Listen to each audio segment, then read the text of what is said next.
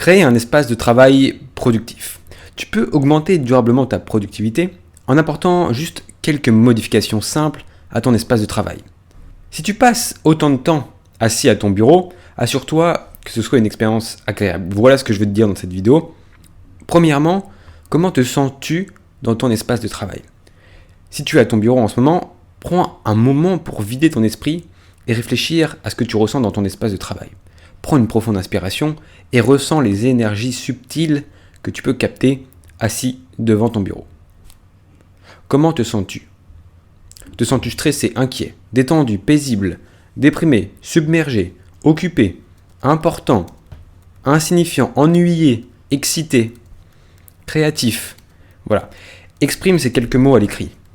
Je te recommande ensuite de quitter ta zone de travail, d'aller ailleurs pendant quelques minutes, puis de revenir dans cette zone de travail pour avoir une nouvelle impression.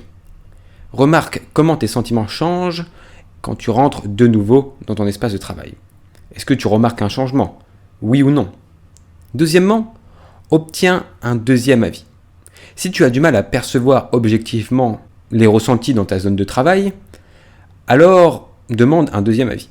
Prends un collègue ou prends un ami, prends ta femme, etc.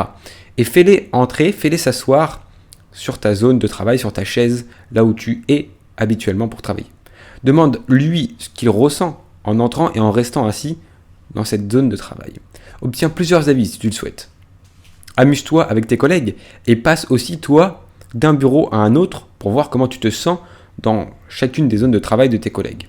Assieds-toi sur chaque chaise et imagine ce que serait de travailler sur un autre bureau que le tien. Quelle est la zone de travail que tu préfères? Quelle est la zone de travail que tu aimes le moins? Peux-tu les évaluer sur une échelle de 1 à 10 et essayer de détecter ce que tu aimes le plus chez les bureaux des autres et ce que tu aimes le moins chez les bureaux des autres? Troisièmement, et si tu n'aimais pas ce que tu ressentais? Si tu réalises que ton bureau de travail te fait sentir mal, c'est ok, il n'y a pas de souci. Change la façon dont ton environnement te fait ressentir les choses.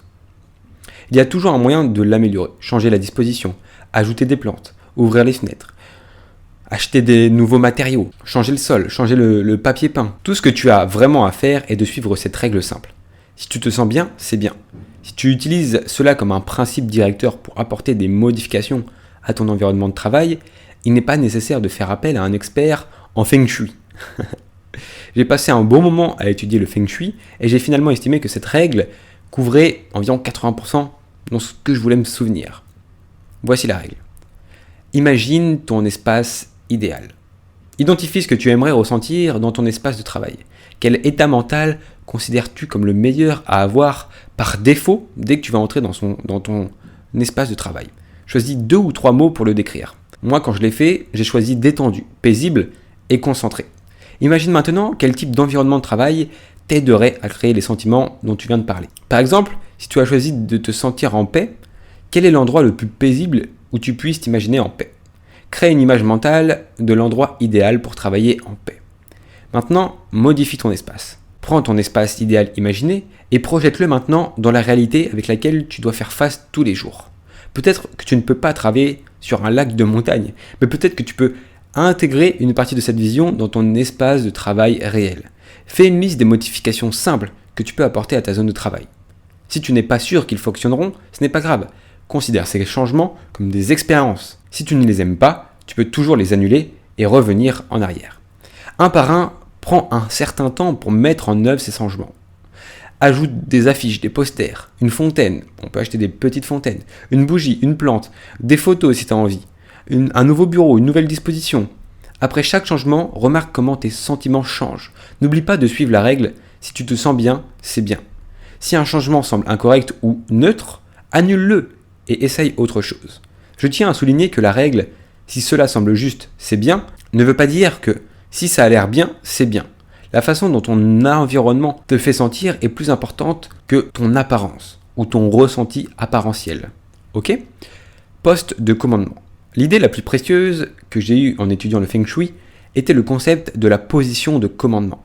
C'est la position où tu te sens soutenu par l'arrière et éventuellement sur les côtés et ouvert à l'avant. Par exemple, si ta maison a une montagne ou une colline derrière elle, alors ta maison serait dans une position dominante, un peu comme un château hautement défendable qui se situe en haut d'une colline. En d'autres termes, dans ton espace de travail, la position dominante signifie idéalement que tu travailles face à l'entrée de ta zone de travail et que derrière toi tu es un mur ou quelque chose d'imposant. La position dominante crée un sentiment de sécurité. Il est plus facile de se détendre lorsque tu travailles.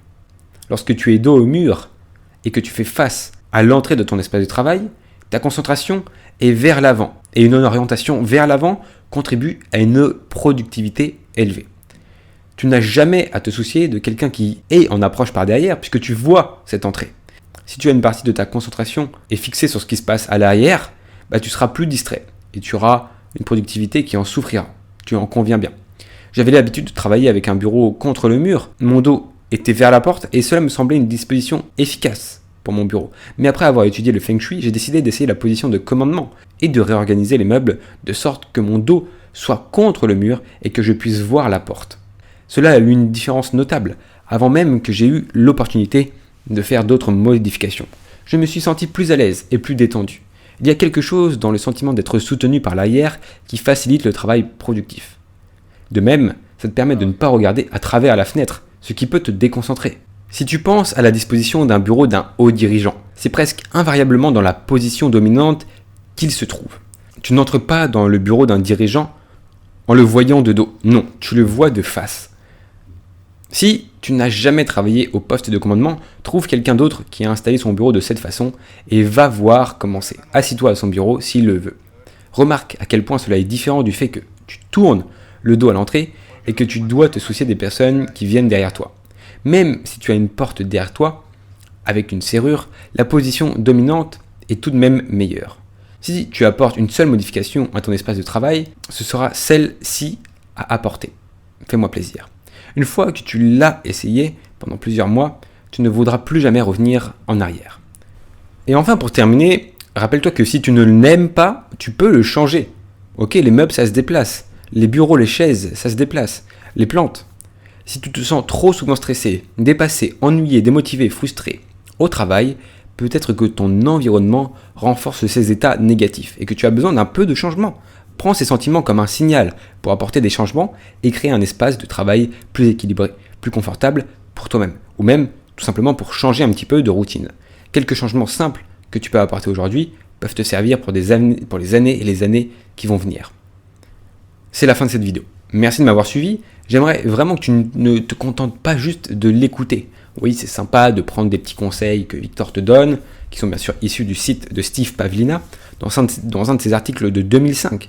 Donc lui, ça fait plus de 20 ans là qu'il est dans une position dominante. Peut-être que c'est pas ton cas et que tu es en train de stresser de qui va rentrer derrière, s'ils vont voir ton écran, blablabla et blablabla. Ok ? Mets-toi dans une position dominante. Ok ? Mais je veux pas juste que tu écoutes cette vidéo. Voilà, si tu n'es pas dans une position dominante, fais-le maintenant et mets en place les choses pour mettre en place et te créer un bon environnement. Ok ? Je veux pas juste que tu écoutes. Si tu veux plus de conseils, bien sûr, que je veux que tu appliques, il faut que tu t'abonnes à cette chaîne YouTube si tu es passionné également de développement personnel.